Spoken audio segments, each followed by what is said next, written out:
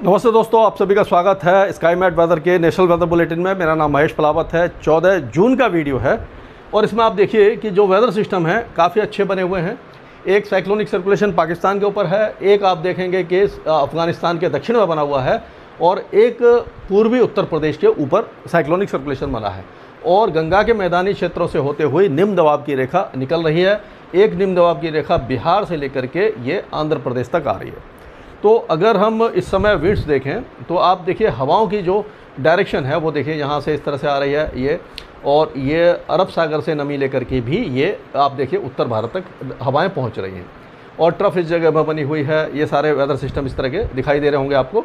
तो ये हमारा जो वेबसाइट है skymatweather.com, उसके ऊपर आपको मिल जाएगा, ये मैप मिल जाएगा, सैटेलाइट पिक्चर मिल जाएगी और जो भी आर्टिकल हम लिखते हैं पूरे भारत में कैसा मानसून रहेगा और जो भी वेदर की स्टोरीज़ हैं वो सारी आपको वहाँ पर मिल जाएंगी। तो ये वेदर सिस्टम इस तरह से बने हुए हैं, लेकिन आपने देखा होगा कि मानसून ने कोई ख़ास प्रगति नहीं की है इतने दिनों से। मतलब बढ़ रहा है, लेकिन पश्चिम तट पर आप देखेंगे कि मुंबई को काफ़ी लंबा इंतज़ार करना पड़ रहा है। इससे पहले 2023 में आया था ये 25 जून को, जो सबसे ज़्यादा डिलेड था, और 70 साल पहले 1956 में भी ये 25 जून को मानसून पहुंचा था।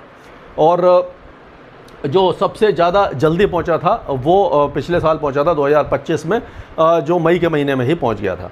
तो अभी ऐसा लग रहा है, पहले ऐसा लग रहा था कि ये मानसून जो है मुंबई पर ये 15-16 तक पहुंच जाएगा, 14-15 तक पहुंच जाएगा, लेकिन अभी संभावना थोड़ा सा और ज़्यादा डिले होने की दिखाई दे रही है। यानी आप केवल मुंबई की बात नहीं है, पूरे पश्चिमी तट पर थोड़ा सा ये कमज़ोर हो चुका है और इसके लिए मानसून को पूर्वी दिशा में आगे बढ़ने के लिए आपने देखा होगा बिहार तक तो पहुंच गया है, झारखंड और पश्चिम बंगाल उड़ीसा के कुछ इलाकों को कवर किया है, लेकिन पूर्वी उत्तर प्रदेश तक ये अभी भी नहीं पहुंचा है, जबकि इसको पहुंच जाना चाहिए था।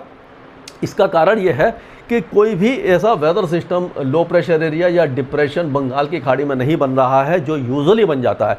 तो ये क्या होता है कि जब कोई ऐसा वेदर सिस्टम बनता है, ये अंदर की तरफ जाता है उत्तर पश्चिम दिशा में, तो ये इसको पुश करता है मानसून को, जो पूर्वी इसका सिरा है इसको पूर्वी आर्म जो है इसको पुश करता है।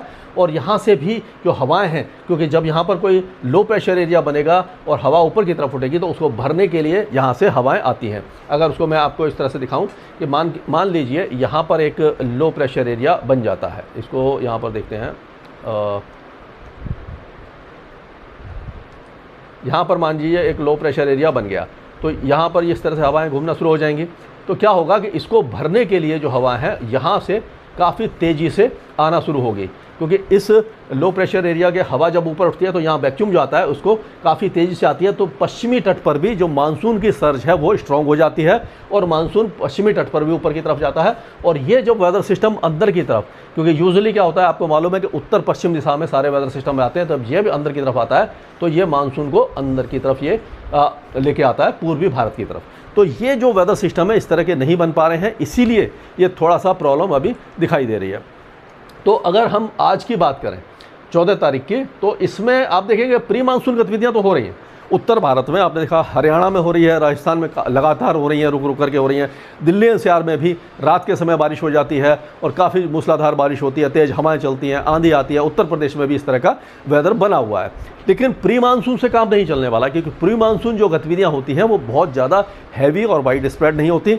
और हमें ज़रूरी है, क्योंकि जो इस समय फसलों की बुवाई के लिए जो पानी की ज़रूरत है वो काफ़ी तेज़ बारिश की ज़रूरत होती है।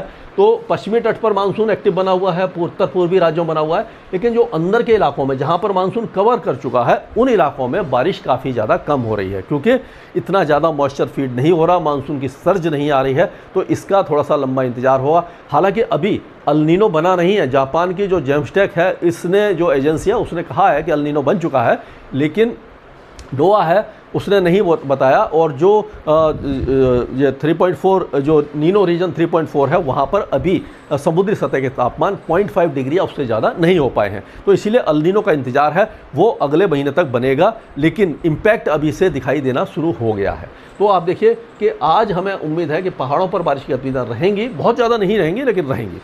अब पंजाब, हरियाणा और उत्तर प्रदेश ये राजस्थान के कई इलाकों में आपको गरज और चमक के साथ बौछारें दिखेंगी। दिल्ली में भी हो सकता है रात के समय बारिश हो जाए।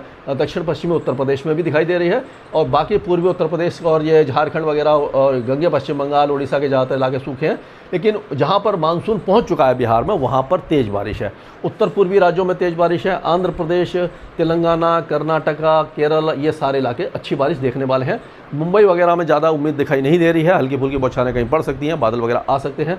15 तारीख की बात करते हैं तो 15 तारीख को पहाड़ों पर बारिश कम हो जाएगी। दिल्ली एनसीआर के साथ साथ पंजाब, हरियाणा, राजस्थान के कुछ इलाकों में खंड वर्षा हो सकती है। बिहार और उत्तर प्रदेश के तराई वाले इलाकों में बारिश है। बाकी छत्तीसगढ़, मध्य प्रदेश, ये सारे इलाके हल्की फुल्की बारिश ही देखेंगे। अब आप देखें दक्षिण प्रायद्वीप में भी मानसून थोड़ा सा कमज़ोर पड़ता दिखाई दे रहा है 15 तारीख को। 16 तारीख को भी आप देखेंगे दक्षिण प्रायद्वीप में मानसून कमज़ोर है और ये खंड वर्षा और जो प्री मानसून एक्टिविटीज़ है उत्तर भारत में लगातार जारी हैं। तो अगर हम इसको देखें, जो पहाड़ों से शुरुआत एक बार फिर से करते हैं, ये तो हमने पूरा भारत देख लिया, अब एक एक राज्य को लेकर के चलते हैं।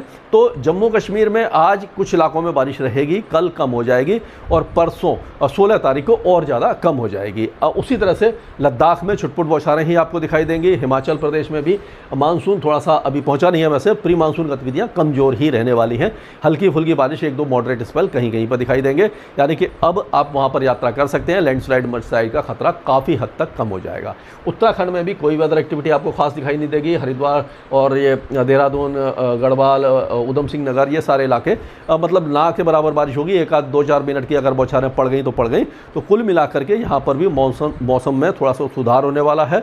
लैंडस्लाइड और मडस्लाइड की संभावना दिखाई नहीं दे रही है।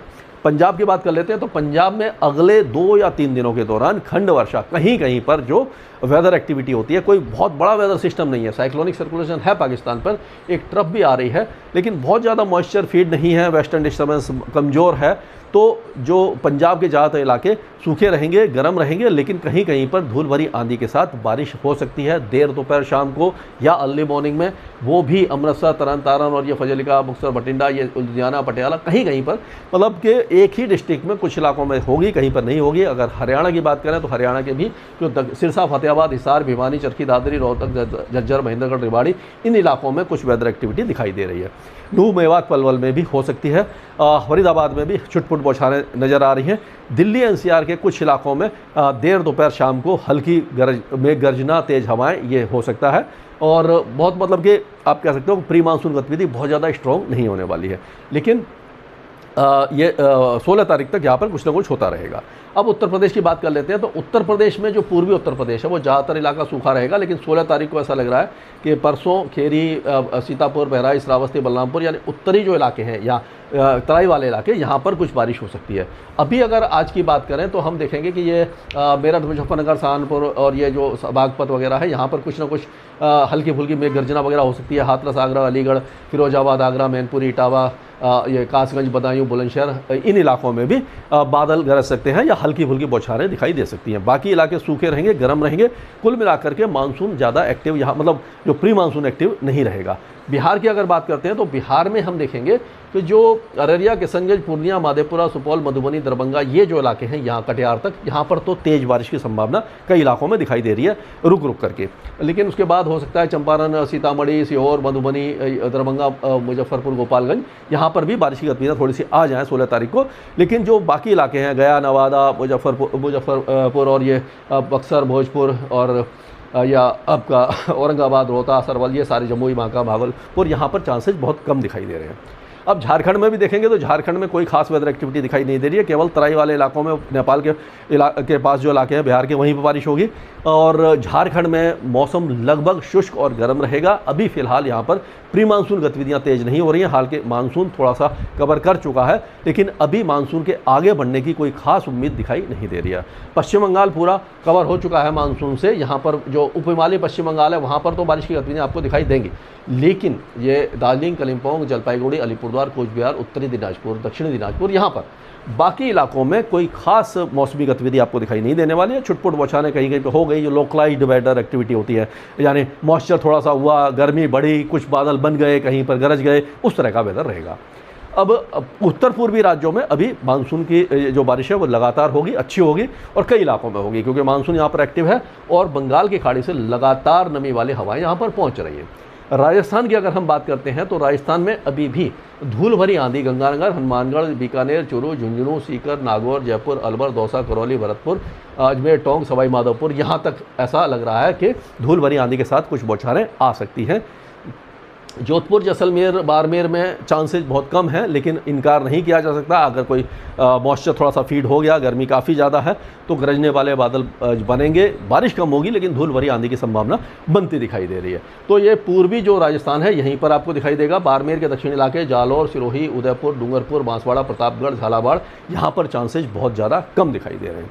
अगर मध्य प्रदेश की बात करते हैं तो पूर्वी मध्य प्रदेश में तो अभी भी कुछ वेदर एक्टिविटी आपको दिखाई दे जाएगी। पन्ना, दमोह, कटनी, जबलपुर, नरसिंहपुर, छिंदवाड़ा, सिवनी, मांडला, डिंडोरी वगैरह। लेकिन यहाँ पर नीमच, मंदसौर, रतलाम, झाबुआ, अलीराजपुर, बरमनी, इंदौर, देवास, सीहोर, हरदा, होशंगाबाद, रायसेन, विदिशा, अशोकनगर, शाजापुर, गुना, शिवपुरी, श्योपुर, ये सारे इलाके, ग्वालियर संभाग सूखा रहेगा, गर्म रहेगा, यहाँ पर अभी संभावना नहीं है। छत्तीसगढ़ के कुछ इलाकों में आपको हल्की फुल्की बौछारें आपको दिखाई दे जाएंगी, लेकिन यहाँ पर भी ज़्यादा वेदर एक्टिविटी नहीं है। उड़ीसा की बात करें तो दक्षिणी उड़ीसा में थोड़ी सी वेदर एक्टिविटी हो सकती है। उत्तरी उड़ीसा ज़्यादातर सूखा और गर्म बना रहेगा। गुजरात में कोई भी संभावना अभी फ़िलहाल दिखाई नहीं दे रही है। कहीं कहीं पर सूरत, नवसार, वलसाड़ी वगैरह में बहुत हल्के बादल वगैरह या कुछ हो जाए, लेकिन अभी यहाँ पर मानसून में डिले हो रहा है, या मानसून यहाँ पर देरी से पहुँचेगा। मुंबई नहीं भी देरी करेगा, और मुंबई के बाद ही गुजरात में आता है। तो अभी कोई ऐसा वेदर सिस्टम, पहले शुरू में लग रहा था कि जब मानसून नहीं आया था कि कोई बड़ा सा तूफान आएगा और यह डिप्रेशन आएगा, वो लेकिन सारा फेल हो गया, वो सारे मॉडल फेल हो गए। अभी कोई ऐसा मॉडल दिखाई नहीं दे रहा कि यहाँ पर अगले एक सप्ताह तक मानसून दस्तक दे पाए। अब अगर महाराष्ट्र की बात करते हैं तो महाराष्ट्र में भी हमें कोई खास मौसमी गतिविधि, कोस्टल एरियाज में हल्की बारिश दिखाई दे रही है। रत्नागिरी, सिंधुदुर्ग, कोल्हापुर, सांगली, सतारा, सोलापुर, इन इलाकों में छुटपुट बौछारें दिखाई दे जाएंगी। विदर्भ में भी कहीं कहीं पे खंड वर्षा हो सकती है, लेकिन उत्तरी मध्य महाराष्ट्र सूखा रहेगा। तेलंगाना के कई इलाके अभी बारिश देखेंगे आज, लेकिन कल से बारिश में काफ़ी ज़्यादा कमी हो जाएगी, परसों और ज़्यादा कमी हो जाएगी। मानसून काफ़ी ज़्यादा कमज़ोर होने वाला है। साउथ पेनिनसुला में केवल साउथ कर्नाटका और केरल और इंटीरियर तमिलनाडु में ही बारिश रह जाएगी। अब आंध्र प्रदेश के आज कई इलाकों में बारिश है, लेकिन कल से बारिश कम हो जाएगी, और कर्नाटक के कई इलाके लगातार बारिश देखेंगे। कोस्टल कर्नाटका में ज़्यादा बारिश रहेगी। केरल में लगातार मूसलाधार बारिश है, अच्छी बारिश है। मॉडरेट शावर्स 30, 40, 20, 25 मिलीमीटर के बारिश कई इलाकों में आपको दिखाई दी जाएगी। लक्षद्वीप में भी अच्छी बारिश है। अंदरूनी तमिलनाडु में नीलगिरी हिल्स वगैरह में है। कोस्टल एरियाज में अभी मानसून कमज़ोर है, यहाँ पर ज़्यादा वेदर एक्टिविटी नहीं होगी। अंडमान और निकोबार द्वीपसमूह लगातार बारिश दिख रहे हैं, यहाँ पर मॉडरेट शावर्स और 1-2 हैवी स्पेल की संभावना दिखाई दे रही है। तो कुछ कुल मिलाकर के मानसून के लिहाज से बहुत ज़्यादा अच्छी खबर नहीं है। मानसून अभी थोड़ा सा स्टॉल करेगा, रुकेगा और थोड़ा सा कमज़ोर पड़ेगा। स्काईमेट वेदर में अभी के लिए इतना ही।